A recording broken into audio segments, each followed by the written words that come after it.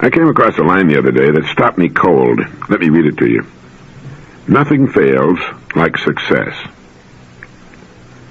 While you're turning that around in the back of your mind, let me remind you of something else that made me stop and think for a while. I think it was from the distinguished professor, now retired from Columbia University, Dr. Sidney Hook. He said, to the best of my memory, in effect, there's nothing wrong with a little anticipation. The real tragedies in life occur when we get what we want.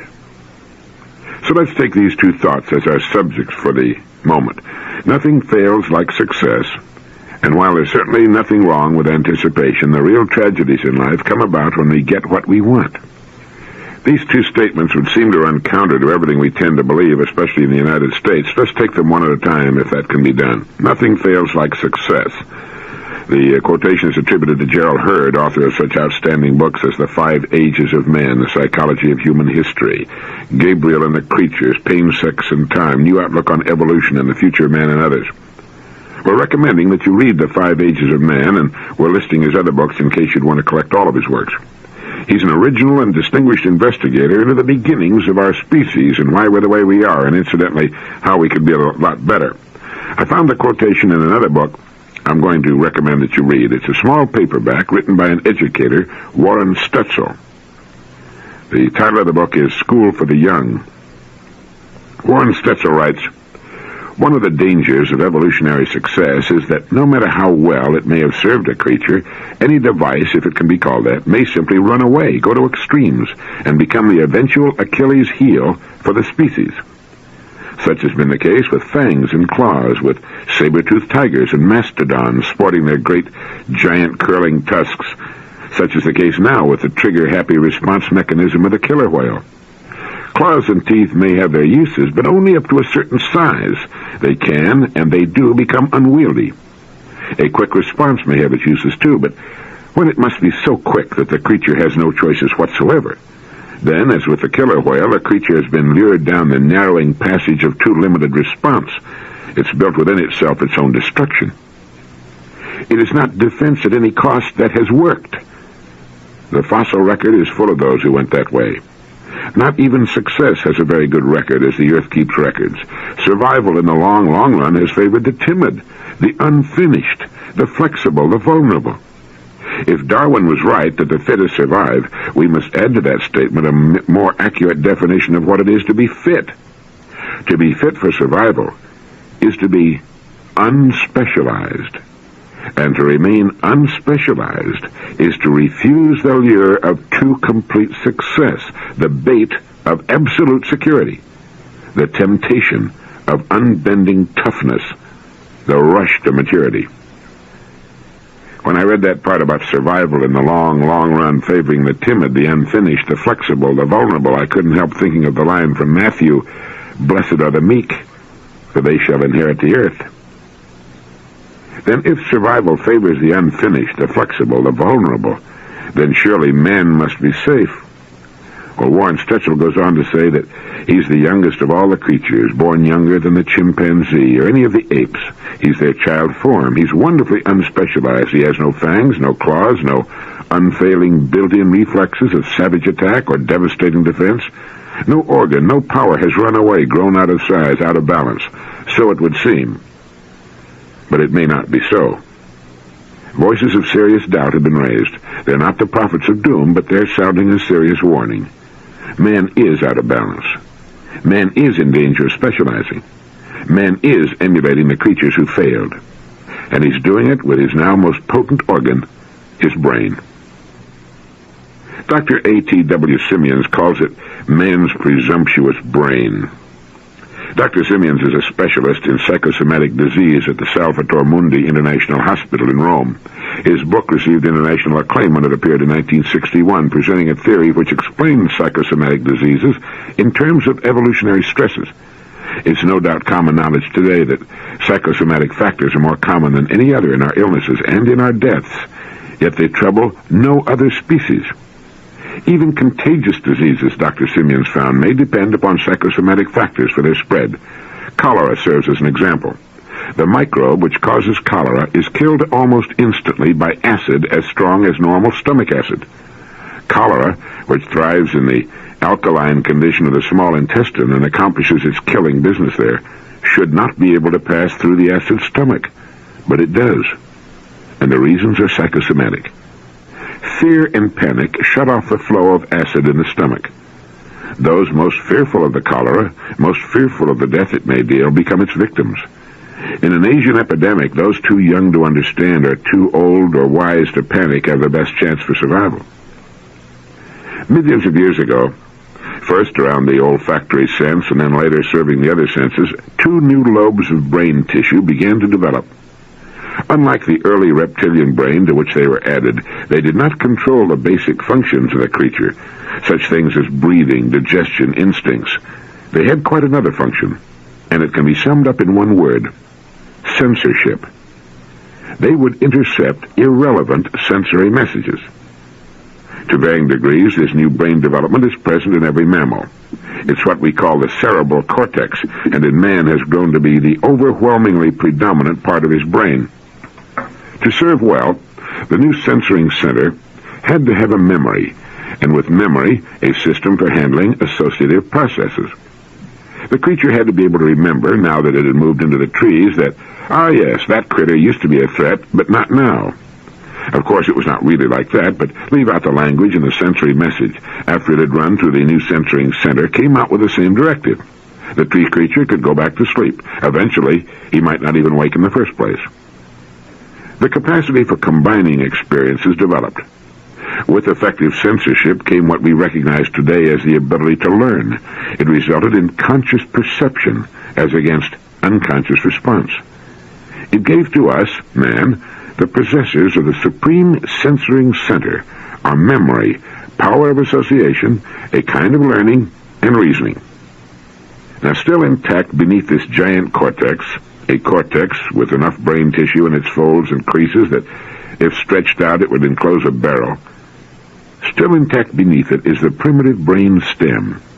And Simmons points out that you could remove the massive cortex, and if the surgery were skillful enough, and if shock were not fatal, the human being would remain alive. Breathing would continue, as would digestion and elimination. The eyes would blink if an object passed too close, but the person would not see what passed before his eyes, and he would not be conscious of his functions. His skeletal muscles would move in response to heat or touch, but the person could not move them. If, however, you were to remove the much smaller brain stem, then of course death would be instantaneous. The most important of the divisions of the so-called primitive brain is the diencephalon. Now, how important it was for physical functions we may have had some notion in the past, but the real inquiry into the diencephalon is just now blooming. Dr. Gene Pfeiffer of the University of Kansas predicts that research concerning the diencephalon is likely to become the major brain research over the next 10 years. Why? It's because the diencephalon is the center for all regulatory adjustments. It is in the diencephalon that fear, rage, hunger, sex, and all the other so-called instincts are translated into activity.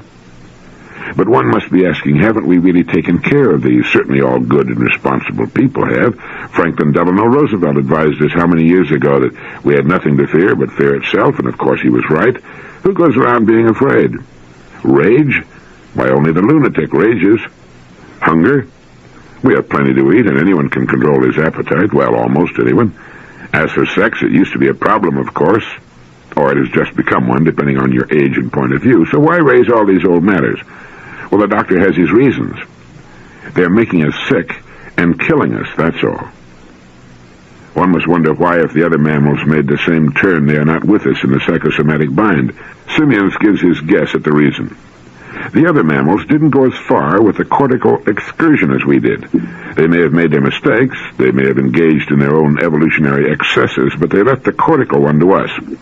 When a smooth working balance was achieved between sensory input, diencephalonic impulse, and censorship's revised interpretation of things, well, further growth of the censoring capacity ceased for the other mammals.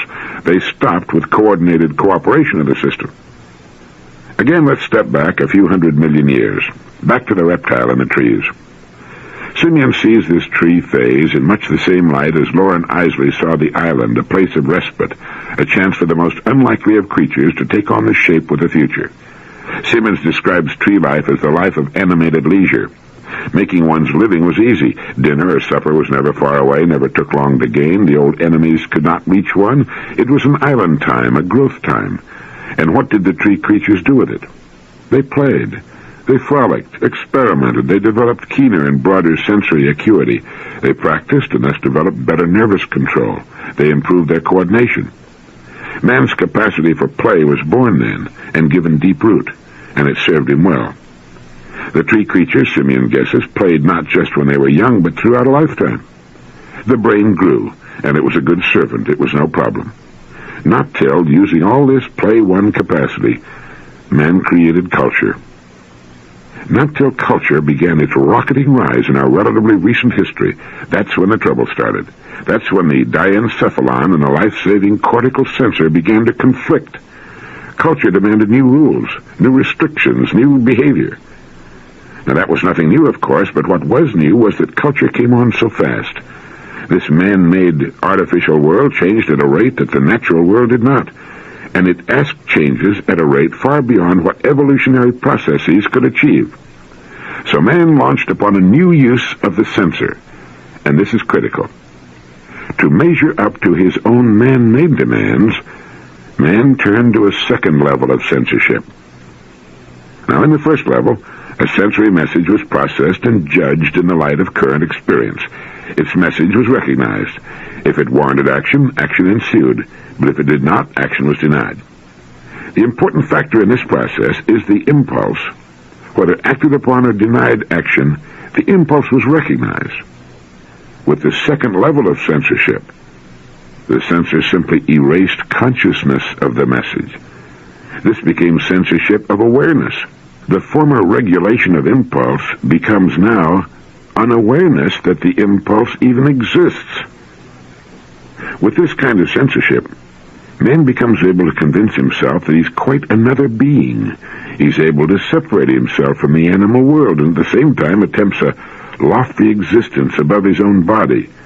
He would, at times and places in his history, deny his bond with either or live as far beyond that bond as possible.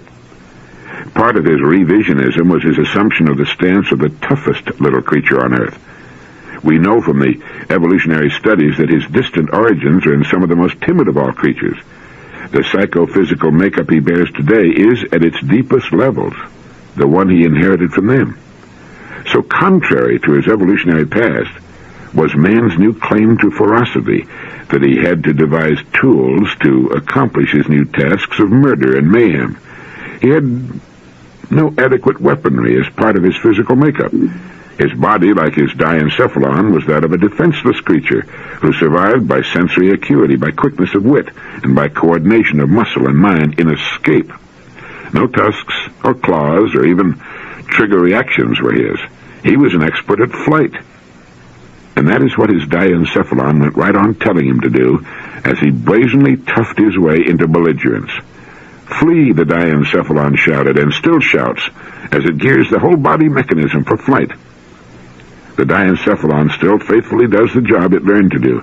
It gears the body for the getaway. But we stand our ground. And the strongest among us, with the gears stripping away inside, never know the diencephalon is there. They just suffer the psychosomatic ailments or the ennui of this life. They name their machines and their battles after the creatures they emulate most, the killers and the carnivores, the very creatures that we know are among the latecomers to this earth and will be among the first to leave. With the second level of censorship by the cortex, we've succeeded in forgetting who we are and in creating a behavior which is contrary to the great sweep and direction of our past. Late into the competition, without flesh-formed weaponry, we have put on what Hans Haas in the book The Human Animal convincingly describes as artificial limbs and organs. All our tools and weapons, all the devices by which we extend our power and activity. Late into the competition, without the split-second offensive or defensive reaction, we've built mind machines to program our violent response. Our modern defense systems are the very epitome of killer whale mentality, and they have the same prospects for long-range viability for survival. Like the killer whale, the military machine today strikes where the electronic sensor reveals a twitch of life, It strikes with a vengeance. It does not see, and the men who run it do not feel. It is all automated, just like the killer whale. It's all so cool and right.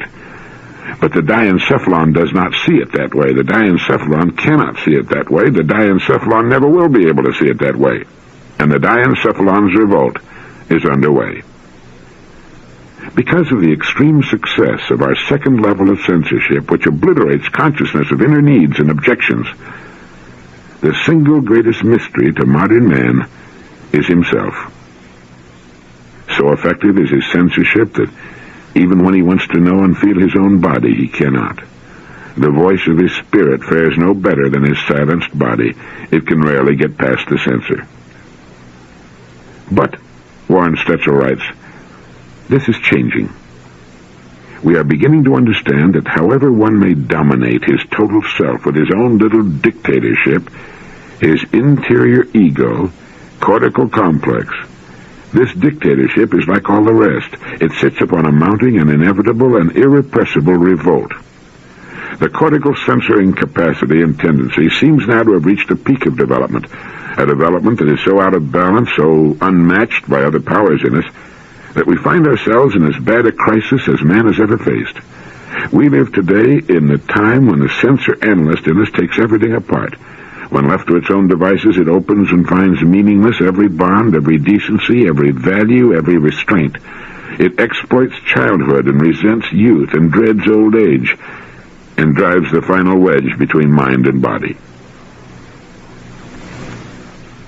Well, that was a long quote, but I couldn't find any way of shortening it and still maintain its meaning. I suggest you order a copy of the book School for the Young. It's a paperback from Mr. Stetzel. You'll find it listed in our recommended reading list, and that you let it stretch your mind the way it has mine. If we've become our own worst enemies, censoring out the best part of life, we want to know about it and to try to do something about it. We can perhaps find our island time again. Nothing fails like success carried too far into too narrow a specialization. It can make us grotesque, and it can kill us off. Now back to Professor Sidney Hook's comment that while a little anticipation is a good thing, the real tragedies in life come about when we get what we want. Like our first quotation, it's a generalization. Certainly achieving some of the things we've set our hearts upon brings us great happiness and fulfillment. Getting married to the person we love, watching a youngster graduate from school, buying the home we've dreamed of for so long, a raise in pay, these personal things like Christmas morning are wonderful. But what he had reference to, I believe, ties in with what Mr. Stetzel has to say in his book School for the Young. We thought an advanced technology would provide the answers to our dreams. It hasn't. We thought it would bring about more leisure and a kind of beautiful civilization. It hasn't. We've kept thinking over the centuries that as each new and more terrible weapon was invented, that it would at last put an end to war, which was another way of saying, since we've got the weapon, we can rule the world, or at least hold it in a kind of subjection. But each new weapon has quickly proliferated around the world and made each succeeding war more devastating, more cruel and costly. And finally, when we at last harnessed the energy of the sun itself, we felt that in this bright new atomic age, ushered in by the incineration and maiming of hundreds of thousands of helpless and innocent victims, we would at last find a millennium of peace and prosperity and abundance, especially following so auspicious and well-produced mass human sacrifice, only to find ourselves cowering in backyard bomb shelters and involved in a frenetic worldwide race to produce more and even more deadly weapons of destruction. Today, as I speak these words, the world stands in perhaps worse shape than it has ever been in before. We're daily and systematically killing the great breeding oceans of the world now that we've finished off most of the lakes and rivers. Everywhere on earth, men and women are at odds with each other, and millions live in a perpetual state of poverty and starvation. Most of the people on earth live in ugly, teeming cities, breathing toxic, polluted air. We've achieved everything we've set our hearts upon. And as Professor Hook commented, while there's nothing wrong with a little anticipation, the real tragedies occur when we get what we want. It's obvious, isn't it, that we've wanted the wrong things? We've meant well, as a rule, but as Warren Stetzel put it, we've been overriding our natural instincts and tendencies, telling ourselves we're something we're not. Anticipation we need, it's what keeps us going. It gives interest and challenge and excitement to our lives. Life wouldn't be much without anticipation, without goals toward which to struggle, but what shall our goals be? Someplace in the book School for the Young appears a line I made a note of. It goes, "The graceful living of a life from birth through death in a world we love and preserve." Isn't that what we want for our children? A graceful life from birth through death in a world we love and preserve. Isn't that about it? Getting back to Warren Stetzel's book again for a moment, let me repeat just that one part that goes, "No tusks or claws or even trigger reactions are his. He was an expert at flight." And that's what his diencephalon went right on telling him to do as he brazenly toughed his way into Belligerence. "Flee," the diencephalon shouted, and still shouts as it gears the whole body mechanism for flight. The diencephalon still faithfully does the job it learned to do. It gears the body for the getaway. But we stand our ground, and the strongest among us, with the gears stripping away inside, never know the diencephalon is there. They just suffer the psychosomatic ailments, or the ennui of this life. They name their machines and their battles after the creatures they emulate most, the killers and the carnivores, the very creatures that we know are among the latecomers to this earth and will be among the first to leave. A child stands terror-stricken at the prospect of a fight. Everything natural within him is screaming for him to get out of there, to run, to get back in a tree where he'll be safe. But his father, his society, his recently invented culture tells him to stand there. Fight, be a man, don't be a coward. You don't have the fighting equipment of a shrew, but fight anyway. Fight and lose, or fight and win, but fight. How did we get on the wrong track to that second level of censorship? The censorship of awareness. Well, as Warren Stetzel writes, because of the extreme success of our second level of censorship, which obliterates consciousness of inner needs and objections, the single greatest mystery to man is himself. And so effective is his censorship that even when he wants to know and feel his own body, he cannot. The voice of his spirit fares no better than his silenced body. It can rarely get past the censor. I think this is important information, don't you? I think just knowing that second level of censorship is there can help us know ourselves better and have more confidence in the inner impulses that try to get through. There's nothing shameful or cowardly about not wanting to fight. It's as natural to us as breathing. War is an unnatural invention of man, a concomitant of culture, of living in an unnatural way and developing unnatural appetites. I read recently this rather interesting statement. So-called sexual problems are often caused by power conflicts between two persons and can only be solved by unraveling the complex interactions between them. There is no sex per se. Sex is connected with every other function. There is no sex per se. There is nothing about us that can be isolated from the entire organism. If we're healthy animals in touch with ourselves, all of our functions will be healthy. But how do you get beyond that second censor? I suppose that's the function of psychoanalysis, of psychiatric and psychological treatment, to peel away the phony layers like the dirty and discolored outer skin of an onion to reveal what is clean and pristine, what is basic and good underneath. So it would seem that culture carries with it pollutants of an unexpected kind, pollutants of the psyche, which stem from the overdevelopment of our cerebral cortex, like the great self-destructive fangs of the saber-toothed tiger or the painfully involuted tusks of the warthog. Our most successful evolutionary achievement is turning on us. Nothing fails like success.